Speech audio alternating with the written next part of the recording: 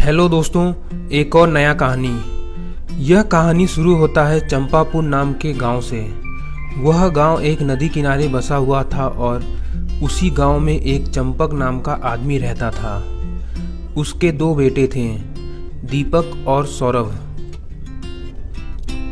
दीपक एक बहुत ही आलसी आदमी था। वह कहता है, चलो थोड़ा आराम कर लेता हूँ। वैसे भी पिताजी ने आज बहुत जल्दी उठा दिया था, सुबह सो जाता हूँ। और सौरभ बहुत ही मेहनती था। वह अपने पिता का हमेशा मदद किया करता था। उनके पिता बोले, बेटा अब मैं बूढ़ा हो चुका हूँ। मैं चाहता हूँ कि तुम लोग मेहनत करके घर संभालो और यह भी चाहता हूँ कि अपनी सारी संपत्ति तुम दोनों में बांट दूँ। लेकिन उसके लिए मेरी एक शर्त है, जो सबसे ज़्यादा अनाज उगाएगा उसको मैं सबसे ज़्यादा संपत्ति दूंगा, क्योंकि मैं चाहता हूँ मेरी सारी संपत्ति सही हाथों में जाए।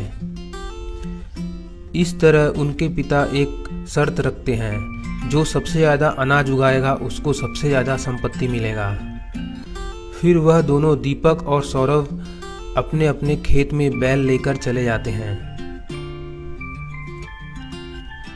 सौरभ एक बहुत ही मेहनती आदमी था और दिन रात अपने खेत को जोतने में लगा हुआ था और उसके मिट्टी को एकदम अच्छा बना चुका था।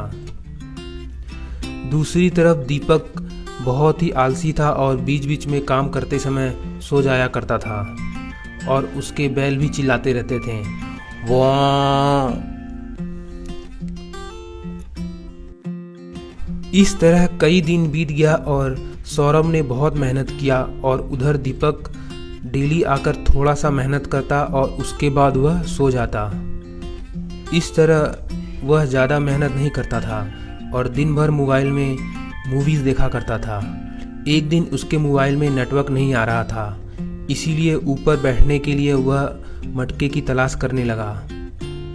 उसके बाद एक एक करके सारे मटके को उसने एक के ऊपर एक रख दिया।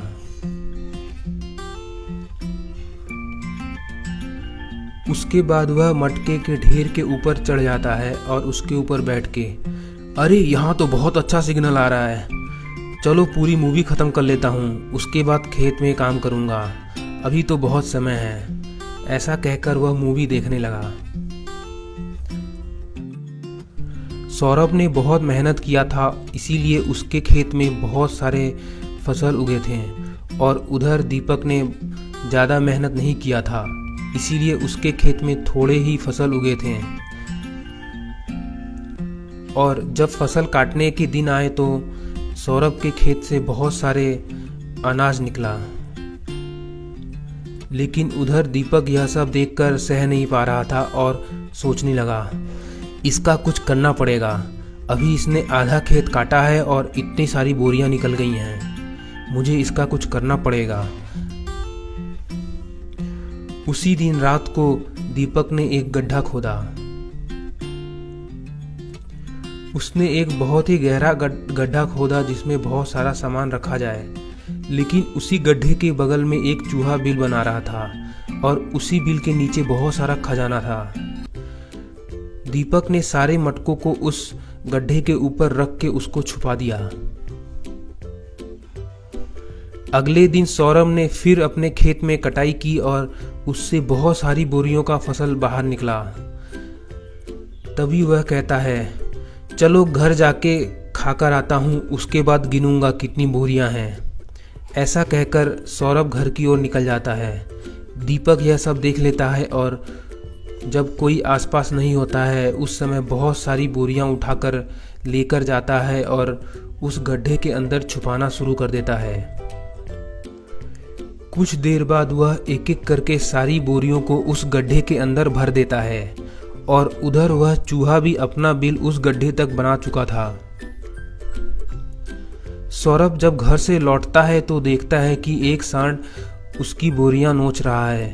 तभी वह दौड़ के उसके पास जाता है और डंडे मार के उसको भगाने लगता है, हट हट, भाग यहाँ से। ऐसा कहकर वह सांड को बहुत देर तक दौड़ाता है। तभी वह सांड दीपक की ओर जाता है। दीपक कहता है, अरे रुक रुक रुक रुक, इधर मत आना, रुक। लेकिन तभी वह सांड मटके को ठोक देता है और दीपक गड्ढे के अंदर गिर जाता है और अंदर से चिल्लाता है, बचाओ, मुझे बचाओ। तभी सौरभ भी उस गड्ढे में कूद जाता है। उस गड्ढे के अंदर एक सांप था और वह चूहे को खा चुका था और उस बिल के द्वारा उस गड्ढे तक पहुंच चुका था। सौरभ अंदर कूद के उस सांप को मार देता है और अपनी जान पे खेल के दीपक की जान बचाता है। दीपक यह सब देखकर बहुत दुखी होता है और उसे अपने गलती का एहसास होता है और माफ़ी मांगता है। फिर कहता है, भैया मैं देख के आता हूँ इस सुरंग के अंदर और क्या है, क्या पता कोई काम की चीज़ मिल जाए। ऐसा कहकर सौरभ उस सुरंग के अंदर जाने लगता है। मिट्टी का परत पतला होने के कारण वह खजाने वाले जगह पर गिर जाता है और उसके बाद दोनों भाई आपस में पूरे खजाने को बांट लेते हैं। दोस्तों, इस तरह के और कहानियाँ देखने के लिए हमारे चैनल को सब्सक्राइब जरूर करें।